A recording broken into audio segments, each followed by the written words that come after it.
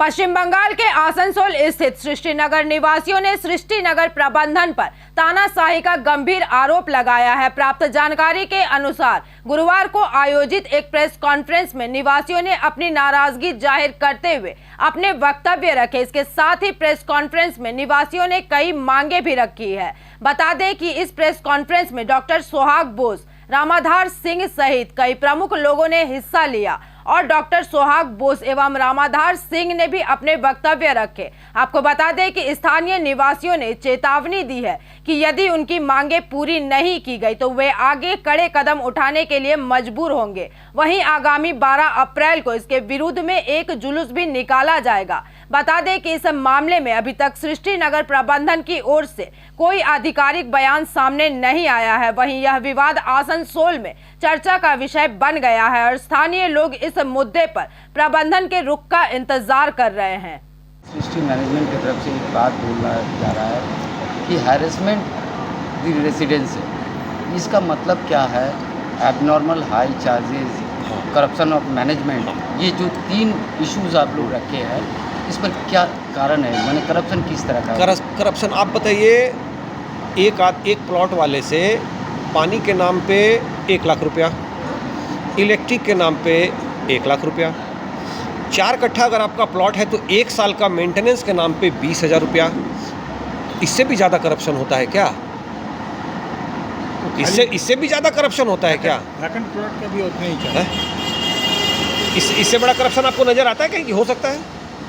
हमारा एक फ्लैट से 5,500 रुपया टाउन हाउस में मेंटेनेंस। आपके सामने में ये रोड को अगर आप ठीक से देखेंगे तो बीच में ठीक किया और बीच में खाली है, बीच में ठीक किया बीच खाली। मेरे को डाउट है कि पूरा पैसा दे गया रोड करने का, लेकिन करप्शन की वजह से ठेकेदार ने आधा काम किया, आधा काम नहीं किया। ये है क्यों? थर्ड मेरा इशू है, जो सबसे मेन एरिया है सेंट्रल मॉल के सामने में सेंट्रल पार्क, उसका इतना गंदगी है वहाँ पर कि आप मॉर्निंग वॉक करेंगे तो बेहोश हो जाएंगे, क्योंकि उसके बगल में ये सारा कूड़ा रखते हैं, उसका क्लियरेंस नहीं होता है।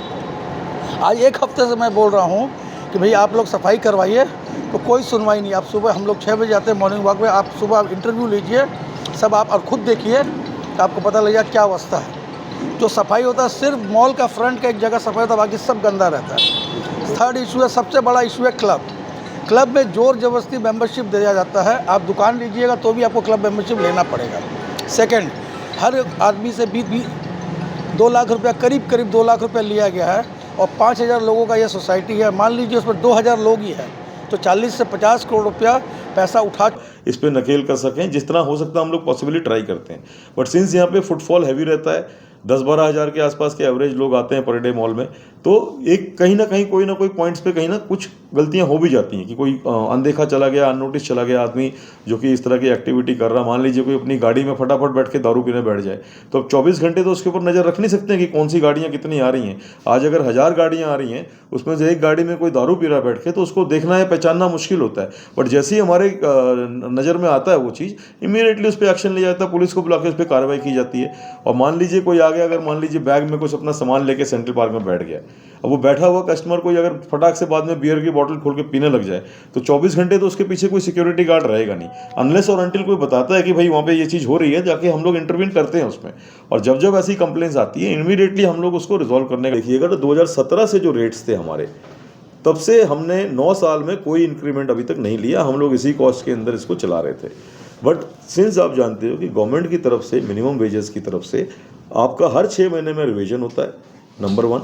नंबर 2, आपकी एएमसीज़ की जो कॉस्ट है, लिफ्ट की एएमसी, इलेक्ट्रिकल इक्विपमेंट जितनी लगी हैं, पंप्स वगैरह, ये सब की एएमसीज़ की जो कॉस्ट होती है, ये हर साल इंक्रीज़ होती है। 4 से 5% का इंक्रीमेंट सारा एएमसी वाला लेता है। आज मेरे यहाँ पे ट्रीटमेंट प्लांट लगा हुआ है जिसको हम लोग चलाते हैं, तो उसका जो वेंडर है उसने जो मैन पावर रखी है उसको चलाने के लिए, बाकी जो ऑपरेशनल एक्सपेंसेस हैं, हर साल उसकी कॉस्ट बढ़ती रहेगी, क्योंकि उसकी भी कॉस्ट बढ़ रही है मैन पावर के चलते। मैन पावर का मिनिमम वेजेस उसको भी देना पड़ेगा, तो कॉस्ट बढ़ेगी। तो हर साल में 4 से 5% का इंक्रीमेंट है।